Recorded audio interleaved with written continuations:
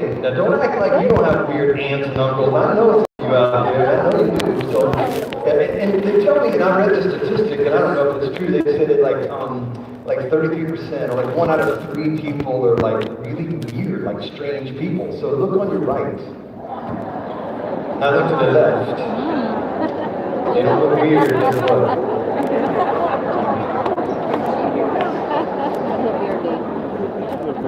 We embrace all the weirdness in my family as well as in our church family. Let me tell you, we have some weird church traditions sometimes in different churches. I've grown up with weird people in our church. But you know what?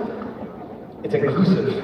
Everyone is welcome. And even though we have our quirks and differences, tonight we celebrate all of it. And I think it's funny. As a matter of fact, we've been surveying some people to find out what their funny stories are from church. Here's a few.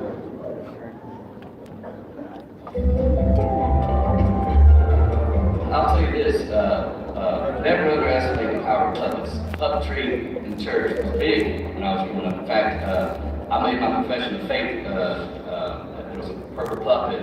This guy had a purple puppet on stage, and the puppet's name was Eugene the purple puppet. And Eugene asked Jesus into his heart, I wanted to do the same thing. And so I went down with me and some of my friends, and that was the beginning of my journey with Jesus. And so then, by the time I got to like junior high, it was like the best day ever when all of a sudden at youth group deal, they pull out the puppets, and we're gonna get to learn some puppetry ourselves. And so you learn like only move the bottom thumb to make it realistic, because people don't talk like this. You know, you gotta make the puppet come to life, and it's all in that bottom thumb there. And man, I could sing some songs with a puppet, I tell you that. So never underestimate the power of puppetry in church. One of my favorite memories is when the church did a Christmas Eve service, a live nativity scene. So the preacher would read the scriptures as kids dressed in costumes would act out the birth of Jesus and that whole scene. So picture this, kids in homemade costumes with their sneakers sticking out the bottom, acting out the nativity. I guess one of the angels was not so happy with the shepherds, and so the shepherds were supposed to be kneeling at this particular time, but instead they were standing. I guess they couldn't remember, and so now they're arguing on stage, not realizing that we can see this, and they're arguing whether they should be kneeling or standing, and so now they're tugging on each other's costumes, and that turns into a shoving match, and now these kids are wrestling on the floor, and the angel jumps in, and there's this big wrestling match on the stage for the live nativity scene. It was hysterical. So imagine homemade costumes with sneakers flying everywhere, the staff, the whole 9 yards. Oh, the little halo, the wings, all, yeah, it was chaotic. I don't know for sure, but I think those kids are in jail now. So I grew up in the church, and one of my very first memories was actually running the laminator machine that projected the lyrics on the wall for the congregation to see. My dad was the worship leader. He played guitar and he sang, and I would stand behind him and just slide the sheet so that people could read the words, and that was my favorite thing that I got to do every single week when I was a kid. One of the funniest things about growing up in church in Kentucky was you would go to summer camps and we would play, you'd play Ultimate Frisbee, right? No, not in Kentucky. In Kentucky you play Ultimate Chicken. Take a raw chicken, you do a bunch of crazy teenagers, and you play Ultimate Frisbee, but instead of Frisbee, you use a raw chicken. It's the most nasty, disgusting game you could ever play, but it is a blast. And I found Jesus through Ultimate Chicken Frisbee, or whatever. I remember growing up in church, and there was one time in particular that I got left after church. It was the kind of thing where like mom thought that I was with dad, and dad thought that I was with mom. It was me and a couple other kids, and we got locked in church. And church is a great place, but when all the lights are out and you're there by yourself, it's probably one of the scariest places in the world. But I remember that I got left, and we opened one of the doors, set the church alarm off, and my dad got the call that the church had gotten broken into, but it was really just his kid. I funny stories growing up in church, but I think the craziest one for me is that, okay, so one Sunday morning, I really wanted to be a drummer. I never wanted to sing in my entire life, but I wanted to play drums. So I was playing drums for my youth worship band, and the worship leader, he never showed up on Sunday morning, and my worship pastor was like, hey, we've got nobody to fill in, you're gonna have to do it because you know all the songs. And I was so terrified because I had never sang in front of anybody in my entire life and kind of got peer pressured into it. But it's honestly the reason why I'm here today. After that morning, I felt like my youth pastor and everybody that was a part of my youth group really encouraged me into continuing on with this, and that's why I'm here today. As a pastor's kid, we were always the worst behaved. We loved it, but everyone just knew that we were always getting into trouble. One time, me and the worship leader's kid, of course the worship leader's kid, we started a game, this is terrible, we started a game of freeze tag on the roof of the church. And my dad, as I heard later, my dad just started going off on parenting and how people weren't in charge of their kids. And he's like, whoever's kids these are running around, this is embarrassing, we need some discipline. And when he found out that it was his kids, I have never been spanked so hard in my life.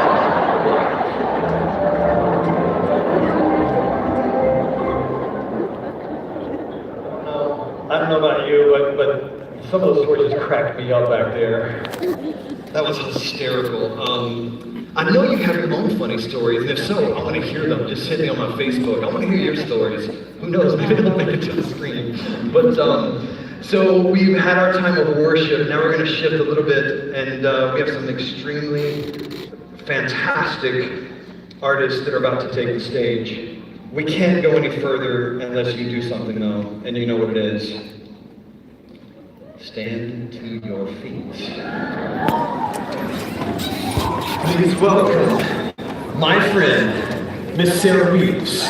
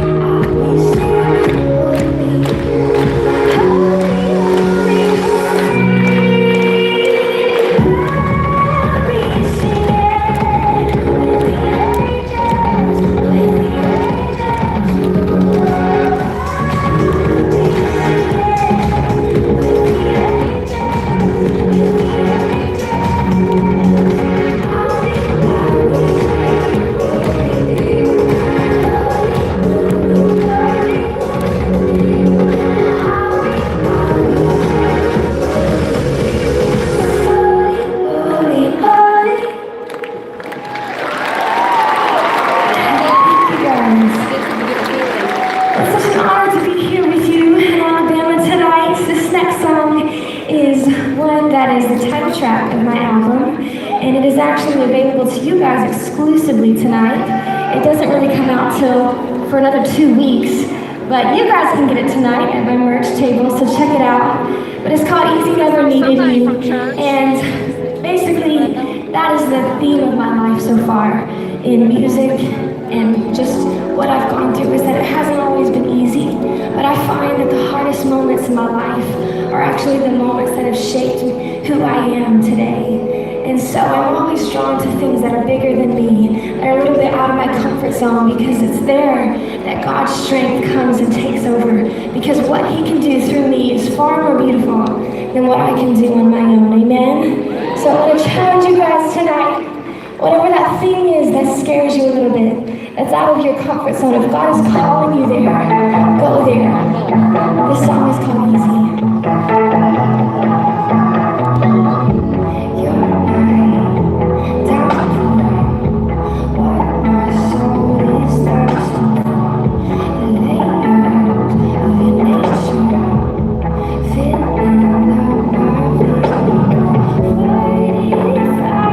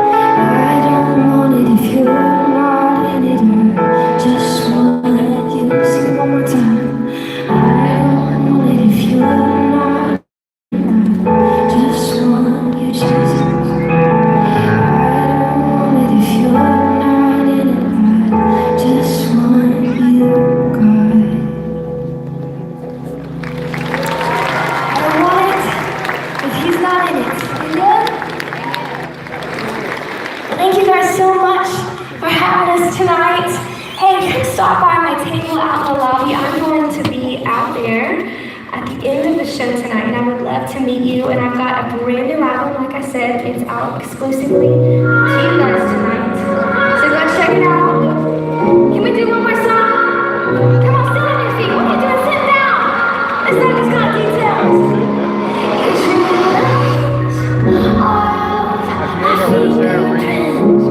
I'm the design, you're the artisan, you're the dreams of my destiny.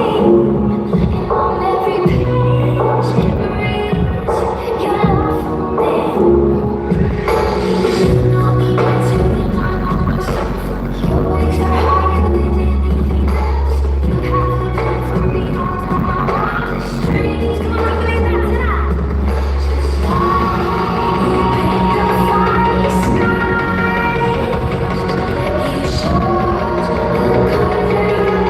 You